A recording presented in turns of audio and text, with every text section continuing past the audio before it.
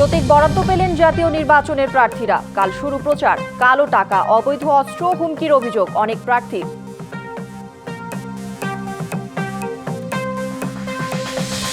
রাতে সিলেট যাচ্ছেন তারেক রহমান। হযরত শাহজালালের মাজার জিয়ারতের মাধ্যমে কাল শুরু করবেন ভোটের প্রচার।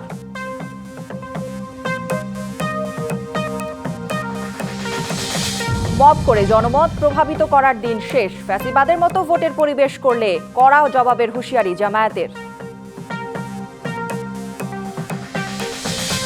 বাংলাদেশ থেকে কূটনীতিক পরিবারের সদস্যদের সরিয়ে নিচ্ছে ভারত, তবে কার্যক্রম সচল থাকবে দেশটির 5টি মিশনের।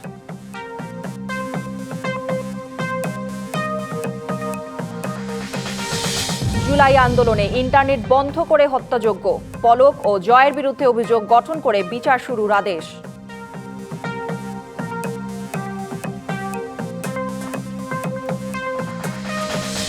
এবং ভারতে বিশ্বকাপ খেলতে না চাওয়া বিসিবির সমর্থনে আইসিসিকে পিসিবির চিঠি। আজ সংস্থাটির সভায় চূড়ান্ত হতে পারে সিদ্ধান্ত। ত্রয়োদশ জাতীয় সংসদ নির্বাচনে প্রতীক পেলেন প্রার্থীরা। পাবনা 1 ও 2 আসন বাদে 298 আসনে 1967 জন প্রার্থী চূড়ান্ত হয়েছে এবার। কাল থেকে শুরু হবে ভোটের প্রচার যুদ্ধ। ঢাকা জেলার 5টি আসনে নির্বাচনে কালো টাকার দৌরাত্ম্য, অবৈধ অস্ত্র ও হুমকির অভিযোগ করেছেন জামায়াত সহ স্বতন্ত্র প্রার্থীরা। বিএনপি বলছে আচরণবিধি লঙ্ঘন সহ সব অভিযোগ খতিয়ে দেখার কাজ নির্বাচন কমিশনের।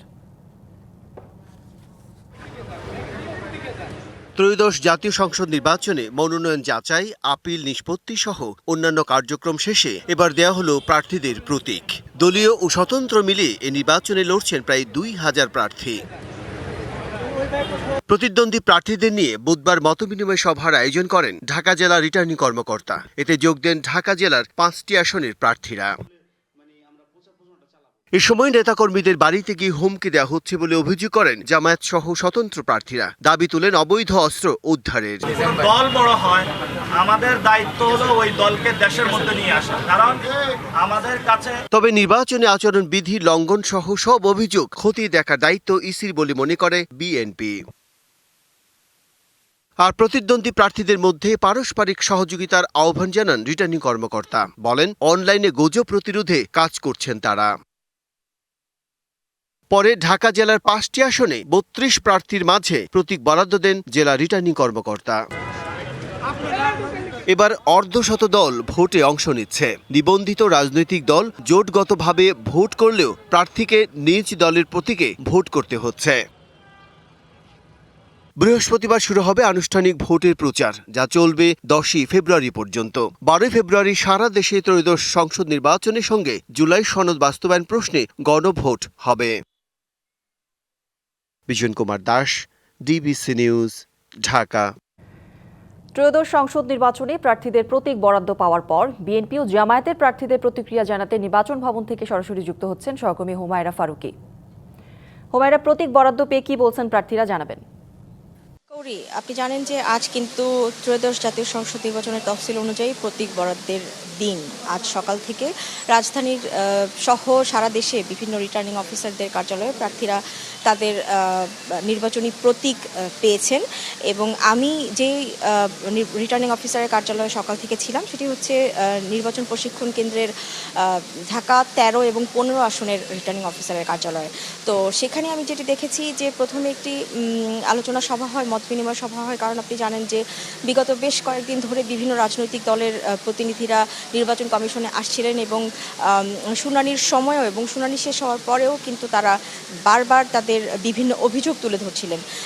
তো আজ সকালে প্রতীক বরাদ্দের ঠিক আগে রিটার্নিং অফিসার এই 2 আসনের প্রার্থীদেরকে নিয়ে বসেছিলেন এবং তাদের অভিযোগগুলো শুনেছেন এবং নির্বাচন কমিশন থেকে কি কি করণীয় বা তারা কি পদক্ষেপ নেবেন সেখানে কিন্তু আইনশৃঙ্খলা বাহিনীর যে প্রতিনিধিরা তারাও ছিলেন, তারাও তাদের পক্ষ থেকে বক্তব্য রেখেছেন এবং প্রার্থীদের সাথে সরাসরি কথা বলেছেন।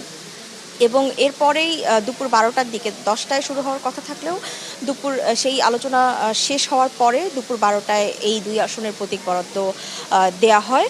এবং প্রার্থীরা আমি দেখেছি যে স্বতন্ত্র আসনেও এখানে 2 আসনে খুব অল্প 2 থেকে 3 জন প্রার্থী আছেন। তারা যেই প্রতীক চেয়েছিলেন রিটার্নিং অফিসারের কাছে তারা তাদের মন মতো সেই প্রতীকগুলো বুঝে পেয়েছেন এবং তারা বেশ সন্তুষ্ট। তবে অভিযোগের বিষয়ে আপনি যে প্রশ্নটি করেছেন সেটি হচ্ছে গতকাল সন্ধ্যায় আপনি জানেন যে একটি ঘটনা ঘটেছে আগারগা 60 ফিট রোডে।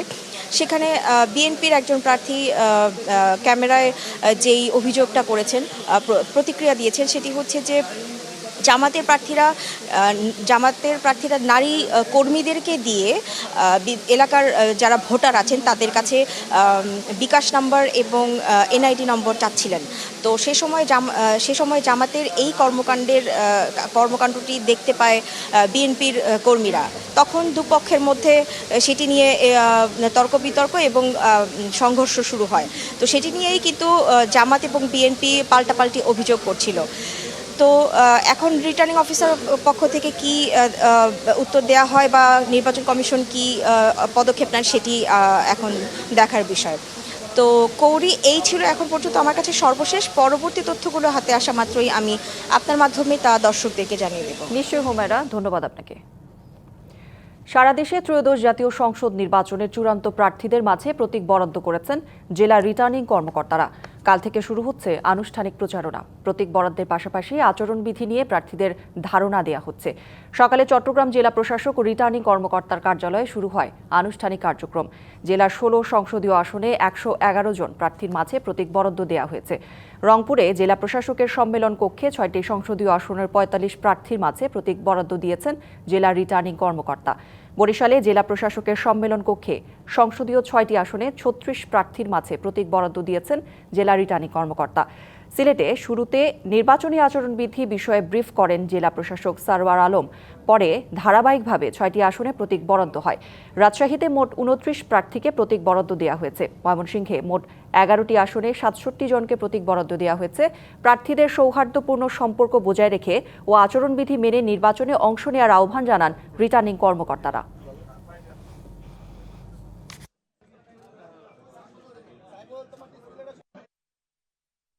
নির্বাচনী প্রচারণায় অংশ নিতে রাতে সিলেট যাচ্ছেন বিএনপি চেয়ারম্যান তারেক রহমান।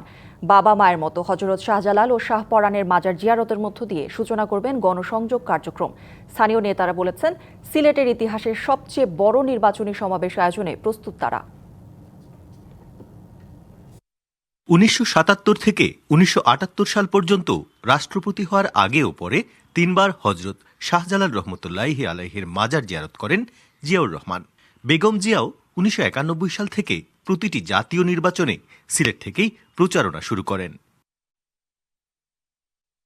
বাবা মায়ের পথ ধরে নিজেও মাজার জিয়ারতের মধ্য দিয়ে নিজের ও দলের নির্বাচনী গণসংযোগ শুরু করতে যাচ্ছেন বিএনপি চেয়ারপারসন তারেক রহমান। বুধবার রাজধানীর গুলশানে দলীয় প্রধানের সফরসূচি নিয়ে ব্রিফ করে বিএনপি। বিএনপি চেয়ারম্যান জনাব তারেক রহমান সেটি শুরু করতে যাচ্ছেন সিলেট সফরের মধ্য দিয়ে। তিনি আজ রাত 8:15 বিমান যোগে সিলেটে পৌঁছাবেন। গভীর রাতে হযরত শাহজালাল রহমতুল্লাহি আলাইহি সাল্লাল্লাহু আলাইহি ওয়াসাল্লামের মাজার জিয়ারত করবেন এবং আগামীকাল সকালে সিলেট আলিয়া মাদ্রাসা মাঠে নির্বাচনী সমাবেশে যোগদান করবেন। জনাব তারেক রহমান আগামীকাল দুপুরবেলা মৌলভীবাজার সদর উপজেলার শেরপুর আইনপুর খেলার মাঠে সমাবেশে যোগদান করবেন।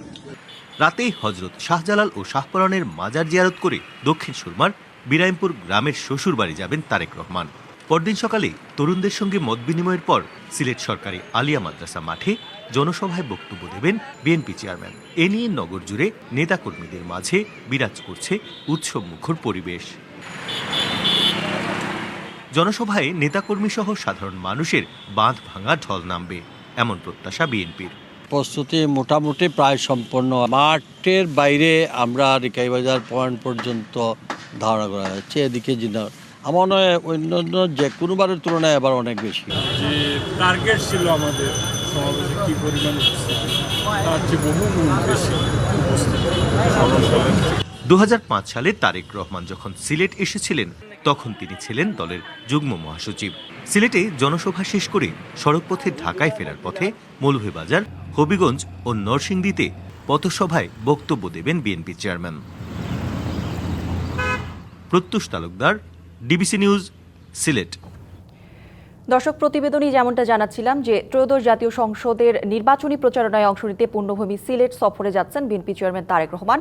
বাবা মায়ের মতো হযরত শাহজালাল রহমতুল্লাহি আলাইহি ও হযরত শাহপরান রহমতুল্লাহি আলাইহির মাজার জিয়ারতের মধ্য দিয়ে সূচনা করবেন গণসংযোগ কার্যক্রম। এ বিষয়ে আরও জানবো, সিলেট থেকে যুক্ত হচ্ছেন সহকর্মী প্রত্যুষ তালুকদার। প্রত্যুষ, বিএনপি চেয়ারম্যান তারেক রহমানের সিলেট সফর ঘিরে কি কর্মসূচি রয়েছে বিস্তারিত জানাবেন। আমি এখন রয়েছি সেই ঐতিহাসিক আলিয়া মাদ্রাসা ময়দানে এবং আমার পেছনে যে মঞ্চটি প্রস্তুত হচ্ছে সেই মঞ্চে কিন্তু আগামীকাল সকালে জনসভায় অংশ নেবেন বিএনপি চেয়ারম্যান তারেক রহমান। সকাল থেকে যেমনটি দেখাচ্ছিলাম, বেলা যত গড়াচ্ছে এই মঞ্চের প্রস্তুতি কিংবা দৃশ্যমান অবকাঠামো কিন্তু আরও দৃশ্যমান হচ্ছে। অর্থাৎ এখন এই মুহূর্তে নিশ্চয়ই দেখতে পাচ্ছেন এখানে বিভিন্ন পিকআপ ভ্যানে করে সাউন্ডের সরঞ্জাম নিয়ে আসা হয়েছে। আইন শৃঙ্খলা রক্ষাকারী বাহিনীর সদস্যরা যারা রয়েছেন তাদের ব্যাপক একটা উপস্থিতি এই মুহূর্তে লক্ষ্য করা যাচ্ছে। এর পাশাপাশি আনুষাঙ্গিক অবকাঠামোগত, অর্থাৎ মঞ্চের কোথায় মিডিয়া কর্মীরা বসবে, কোথায় নেতাকর্মীরা থাকবেন, কোথায় অন্যান্য নেতৃবৃন্দ থাকবেন, সেই বিষয়গুলো সেপারেট বা আলাদা করার যে বিষয় সেটি কিন্তু আছে। এবং পুলিশের যে সকল বিভিন্ন বাহিনী, পুলিশ সহ অন্যান্য নিরাপত্তাকারী যারা বাহিনী রয়েছেন তারাও কিন্তু বিভিন্ন ধরনের ডিটেক্টর দিয়ে পুরো মাঠ এবং মঞ্চের আশেপাশ পরীক্ষা নিরীক্ষা করে দেখছেন। অর্থাৎ একদম বলা যায় যে চূড়ান্ত পরীক্ষার আগের মুহূর্তের যে বিষয়টি সেটি কিন্তু তারা দেখছেন। এবং এছাড়াও দলের বেশ কিছু নেতাকর্মীও এসেছেন এবং আমরা দেখছি এই মুহূর্তে পুলিশের পক্ষ থেকে হয়তো কিছু একটা ব্রিফ করা হবে। মেট্রোপলিটন পুলিশের যারা কর্মকর্তা তারা কিন্তু এখানে এসেছেন এবং হয়তো আমরা জানার চেষ্টা করব তাদের কাছ থেকে। তো একটু বলতে চাই, সিলেটের সফরসূচি, আজ রাতেই সিলেটে আসছেন বিএনপি চেয়ারম্যান এবং সম্ভবত নেতাকর্মীরা যেটি জানিয়েছেন আজই তিনি কথা বলবেন।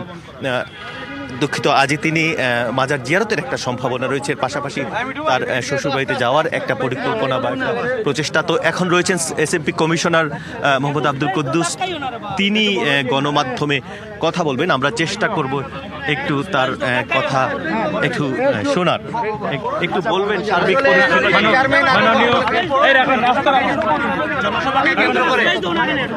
পুলিশ কমিশনার মহোদয় জনসভাকে কেন্দ্র করে সার্বিক পরিস্থিতি নিয়ে আপনার বক্তব্য চাচ্ছিলাম আর কি। ধন্যবাদ। না, আমরা কয়েকদিন আগে থেকেই প্রস্তুতি শুরু করেছি। আমাদের প্রস্তুতিটা প্রায় শেষ পর্যায়ে, এখন চূড়ান্ত প্রস্তুতির কাজ চলছে। ইনশাল্লাহ আমরা আশা করছি একটা নির্বিঘ্ন প্রোগ্রাম এখানে হবে, সুন্দর, শান্তিপূর্ণ এবং আনন্দমুখর পরিবেশে লোকজন আসবে, এই জনসভা উপস্থিত হবে এবং আমরা আমাদের সিকিউরিটিটা ঠিকমতো দিয়ে প্রোগ্রামটা সুন্দর মতো পার করতে পারবো। একটু বলবেন যে আপনাদের পুলিশের পাশাপাশি অন্য কোনো বাহিনী থাকবে কিনা এবং কয়েক স্তরের নিরাপত্তা থাকবে? জি, পুলিশের সাথে আমাদের বাংলাদেশ সেনাবাহিনী থাকবে, তারপর হচ্ছে র্যাব থাকবে, পুলিশ তো থাকবেই, আমাদের সিআরটি স্পেশাল সিআরটি টিমও থাকবে, ডিবিও থাকবে। একটু জানতে চাই কি ধরনের জনসমাগম আপনারা টার্গেট করে আপনারা প্রস্তুতি নিচ্ছেন? আমরা যতটুকু শুনেছি তাদের নেতৃবৃন্দের কাছ থেকে, তাদের 3 লক্ষ লোকের সমাবেশের পরিকল্পনা, আমরা ওইটা মাথায় নিয়েই আমাদের নিরাপত্তা পরিকল্পনাটা সাজিয়েছি। এই সারাউন্ডিং এরিয়ার পাশে নগর জুড়ে আপনাদের সাদা পোশাকে নজরদারি কেমন থাকবে? আছে।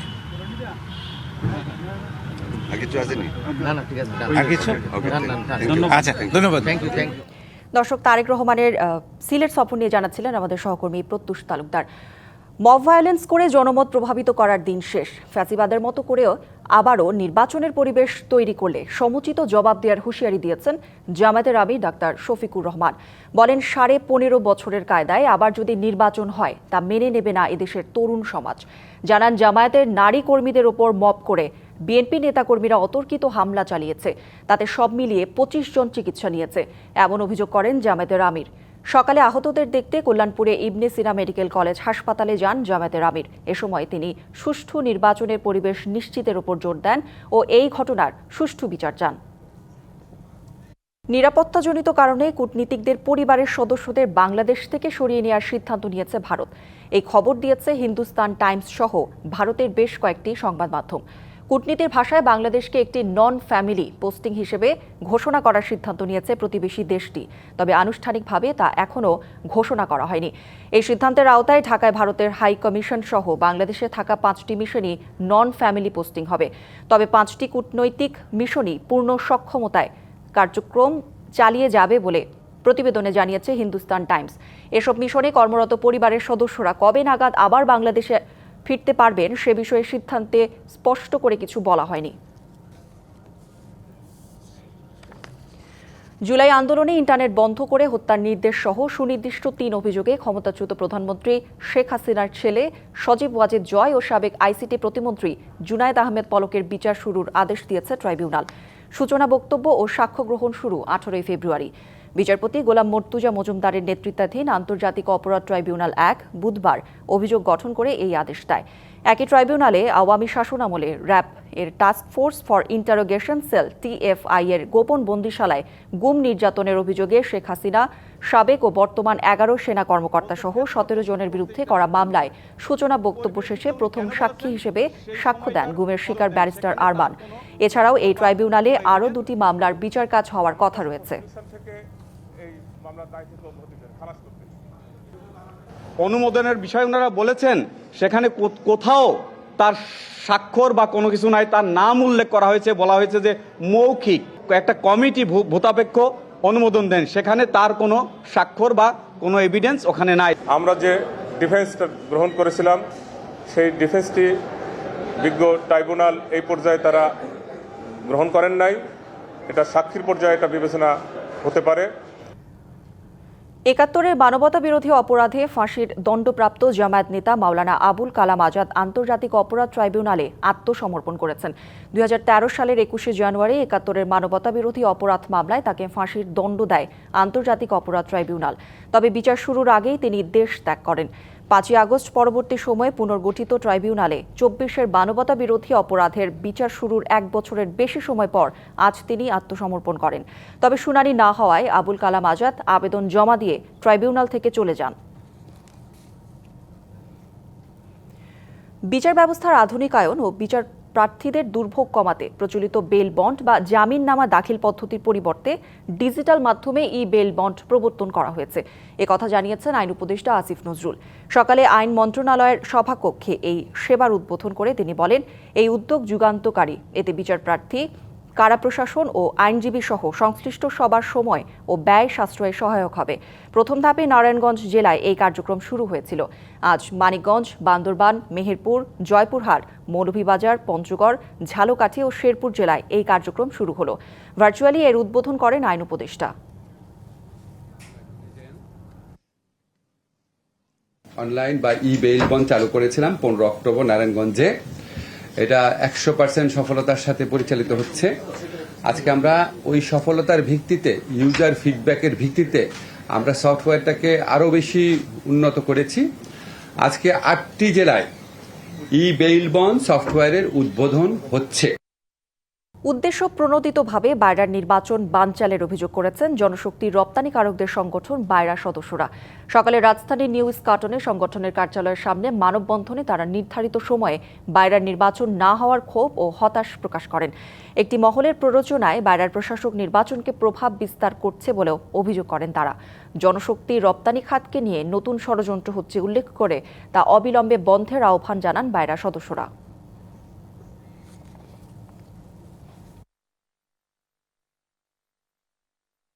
অযাচিতভাবে 200 রিক্রুটিং এজেন্সির মালিকদেরকে তিনি আমাদের আইনের বিদ্যাঙ্গুলি দেখিয়ে তিনি অন্যায়ভাবে তিনি ভোটার তালিকায় অন্তর্ভুক্ত করেছেন। উনি বিভিন্ন নিয়োগের মাধ্যমে উনি টাকা পয়সা কামাইছে, আর আমাদের বাইরার সদস্যদের কল্যাণে উনি কোনো কাজই করে নাই। আমরা উনার পদত্যাগ চাই। নির্বাচন প্রক্রিয়াতে বিভিন্ন জায়গায় বাধাগ্রস্ত হওয়ার কারণে আজকে আমরা বাইরা অভিভাবক শূন্য। তাই আমরা এই প্রশাসকের অতি সত্বর অপসারণ চাই। ত্রয়োদশ জাতীয় সংসদ নির্বাচনে ভোটের দিন ঠিক হয়েছে 12 ফেব্রুয়ারি। সারা দেশে বইছে সেই ভোটের হাওয়া।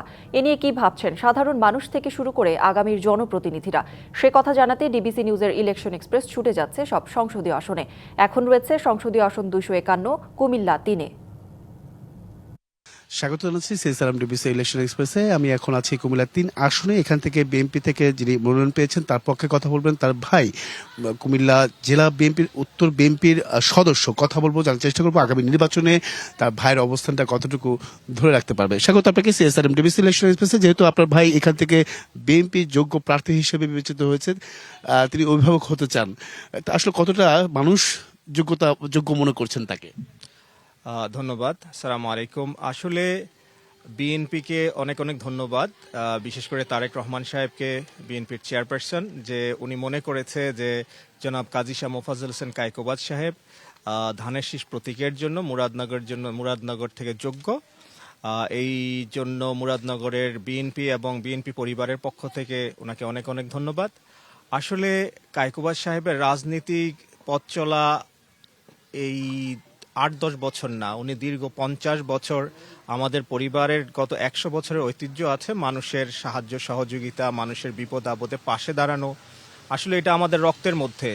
এটা এমন কিছু না যে আমরা এমপি হলে বা রাজনীতি করলেই যে মানুষের সাহায্য সহযোগিতা বিপদ আপদে থাকবো, সেটা না। সেটা আমাদের বংশ পরম্পরায় থেকে এটা হয়ে আসছে। আর আমরা এখানে মিশে আছি, আমাদের স্মৃতি এই মুরাদনগরের প্রত্যন্ত অঞ্চলে মিশে গেছে। আমাদের বাপ দাদারা এই মাটিতে হেঁটে গেছেন, আমরা এই মাটিতে হাঁটছি, এবং আমার ভাই জনাব কায়কোবাদ সাহেব বিগত 40 বছর ধরে এই মুরাদনগরের আনাচে গানাচে প্রতিটা মানুষের সাথে ওনার স্মৃতি আছে। সো আমরা উন্নয়নটাকে এটাকে শো অফ করি না বা এটা বলি না, we are part of Muradnagar. আমরা এই জনগণের সাথে মিশে আছি। আপনি প্রত্যেকটা মানুষের চোখের দিকে তাকিয়ে বলবেন কায়কোবাদ সাহেব কি, ও বলে দেবে একটা স্মৃতি। আমাদের নতুন করে এখানে বলা বা অন্য মানুষের প্রত্যাশা থাকে, মানুষের অনেক নানাবিধ সমস্যা জর্জরিত প্রতিটা আসনে আমরা দেখেছি, এই আসনটা তো আছে। কি ধরনের পরিকল্পনা আছে নতুন? আচ্ছা, পরিকল্পনা বলতে আমি স্পেসিফিকলি যেটা বলবো, প্রথমে যে সমাজের যে শৃঙ্খলা নষ্ট হয়ে গেছে সেটাকে ফিরে আনা হলো আমাদের সবচেয়ে বড় চ্যালেঞ্জ। উন্নয়ন তো একটা সিস্টেম, উন্নয়ন করলেই যে মানুষ শান্তিতে থাকবে তা কিন্তু কথা না। আপনারা গত 15 বছর দেখেছেন যে উন্নয়ন নামে অনেক কিছু হয়েছে, কিন্তু মানুষের মনে শান্তি ছিল না। আমরা যেটা টার্গেট হলো, আমাদের যেটা মেইন টার্গেট অ্যাচিভ করার প্ল্যান হলো যে সমাজে অর্ডার নিয়ে আসা, সমাজের মধ্যে শৃঙ্খলা আনা, এবং সমাজের দায়িত্ব সমাজকে বুঝিয়ে দেওয়া। এইটাই হলো আমাদের উন্নয়ন। এরপরে আপনি রাস্তাঘাটের ব্যাপারে বিভিন্ন সুবিধা অসুবিধা, এগুলো তো আমাদের দৈনন্দিন জীবনের একটা অংশ। হ্যাঁ, আমরা ওগুলা ওভাবে দেখি না যে ইলেকশনের ইলেকশনের জন্য আমরা এটা ওয়াদা করব, এমন কিছু না। এটা আমরা অভ্যস্ত এটা করে, এটাই আমাদের স্টাইল, এবং এই কারণেই মুরাদনগরের মানুষ ওনার সাথে জড়ায় গেছে। এটা ভালোবাসা, টান, এই সব কিছুর মূলেই কিন্তু উন্নয়ন। উন্নয়ন মানে এটা না যে আমি হাইওয়ে করে দিলাম, আমি ওভারব্রিজ করে দিলাম। উন্নয়ন মানে এটা হলো যে আপনি আমাকে দেখে আমার প্রতি আশ্বস্ত হলেন যে আমার হাতে আপনি নিরাপদ। মানুষ কি বলছে, বিশেষ করে সনাতন ধর্মাবলম্বী যারা রয়েছে তারা কি বলছে? আবার এখানে জামাত রয়েছে, অন্যান্য দলও অংশগ্রহণ করবে, কতটা চ্যালেঞ্জ হতে পারে? আমি ভোটের দিক দিয়ে চ্যালেঞ্জ মনে করি না। আমি যেই চ্যালেঞ্জটা মনে করি, এখন মানুষ বিভ্রান্ত হয়ে যায়, এইটাই চ্যালেঞ্জ। মানুষ রিয়েলিটিটাকে বুঝতে চায় না। অনেক সময় মানুষ বিভিন্ন ন্যারেটিভের দ্বারা প্রভাবিত হয়। আর মুরাদনগরের ব্যাপারটা আলাদা, কারণ মুরাদনগরে তো আমাদেরকে মানুষ আজকে চিনে না, গত 40 বছর ধরে আমাদের একটা ট্র্যাক রেকর্ড আছে। আপনি যদি কোথাও যান, কোনো একটা জব ইন্টারভিউতে বা কোনো একটা পজিশনের জন্য, আপনাকে জিজ্ঞাসা করে সিভিতে যে আপনার অভিজ্ঞতা কি। তো আপনি যদি মুরাদনগরের মানুষকে জিজ্ঞাসা করেন আমাদের অভিজ্ঞতা কি, মানুষ বলবে। কিন্তু আল্লাহর রহমতে ভুল আমাদের টুকটাক থাকবে, মানুষ হিসাবে চলতে গেলে কিছু ভুল আছে, বাট ওই আমাদের যেই মানুষের প্রতি আমাদের যে ডেডিকেশন, ওই ডেডিকেশনটা আমাদের ছোটখাটো ভুলগুলো মানুষ আমাদের মাফ করে দেবে। রাখতে চাই, সেক্ষেত্রে সাংগঠনিকভাবে আপনারা কতটা শক্তিশালী আছেন? এর পাশাপাশি জামাত বলছে যে তাদের থেকে আপনারা এই আসনটা তাদের ফিল ভালো। আসলে সাংগঠনিকভাবে আমরা সাংগঠনিকভাবে অনেক শক্তিশালী, এর চেয়ে বেশি শক্তিশালী হলো আমরা মানুষের অন্তরের মাঝে। আমরা কথার বলি বা মানুষকে ইলেকশনের কারণে বিভিন্ন আচ্ছা, ভোট ব্যাংক আপনি যদি বলেন যে জামাত যেই জায়গাগুলোতে ওরা স্ট্রাইক করে, ওই জায়গাগুলোতে আমরা অনেক শক্ত। জামাত যেগুলো বলে সৎ লোক, জামাত যদি বলে সৎ লোক, কম্পারেটিভলি কায়কোবাদ সাহেবের সাথে সৎ লোক এখানে আমার মনে হয় রাজনীতিবিদদের মধ্যে কেউ নাই। আর জামাত যদি বলে ধর্মীয় অনুভূতি অনুশাসন নিয়ে, আমাদের ফ্যামিলির মতো ধর্মীয় অনুভূতি অনুশাসনের আল্লাহর রহমতে কেউ এই দিকে নাই। অসংখ্য ধন্যবাদ। আমাদের সঙ্গে আপনারা এতক্ষণ যুক্ত ছিলেন। পরবর্তী সংবাদ বিকেল 5টায় থাকছে কুমিল্লা 4 আসন। চেষ্টা করবো বিভিন্ন রাজনৈতিক দলের মনোনীত প্রার্থী ভাবছেন আগামী নির্বাচন সেসব বিষয়। সঙ্গে থাকুন CSR গ্রিনল্যান্ড ইস্যুতে অনড় ডোনাল্ড ট্রাম্প জানান যে কোনো উপায়ে ভূমিটি দখল করবেন তিনি। এই পথে গ্রিনল্যান্ডের মিত্রদের ওপর শুল্ক চাপের পাশাপাশি আরও অনেক বিকল্প উপায় আছে বলেও জানান তিনি। দ্বিতীয় মেয়াদের 1 বছর পূর্তিতে সাংবাদিকদের এসব কথা বলেন ট্রাম্প। এদিকে ট্রাম্পের সমালোচনা করে ফ্রান্সের প্রেসিডেন্ট ইমানুয়েল ম্যাক্রো সতর্ক করে বলেছেন, বিশ্ব ধীরে ধীরে নিয়ম ভিত্তিক ব্যবস্থার বাইরে চলে যাচ্ছে। দ্বিতীয় মেয়াদে হোয়াইট হাউসে 1 বছর পার করলেন যুক্তরাষ্ট্রের প্রেসিডেন্ট ডোনাল্ড ট্রাম্প। এই 1 বছরে তার মারমুখী পদক্ষেপে টালমাটাল পুরো বিশ্ব। ভেনেজুয়েলার প্রেসিডেন্ট নিকোলাস মাদুরোকে তুলে নিয়ে যাওয়ার পর গ্রিনল্যান্ড নিয়ে মেতেছেন ট্রাম্প। আর এ নিয়ে ঘুম হারাম গ্রিনল্যান্ডের মিত্রদের। দ্বিতীয় মেয়াদের 1 বছর পূর্তিতে সংবাদ সম্মেলনে তিনি জানিয়ে দেন, গ্রিনল্যান্ড তার চাই। Reasonably nothing like Greenland, but it's a reasonably important area of the globe. Greenland ইস্যুতে পিছু হটার সুযোগ নেই। শুল্ক ইস্যু ছাড়াও গ্রিনল্যান্ড দখল করতে অন্য উপায়ও ভেবে রাখা হয়েছে বলে জানান তিনি।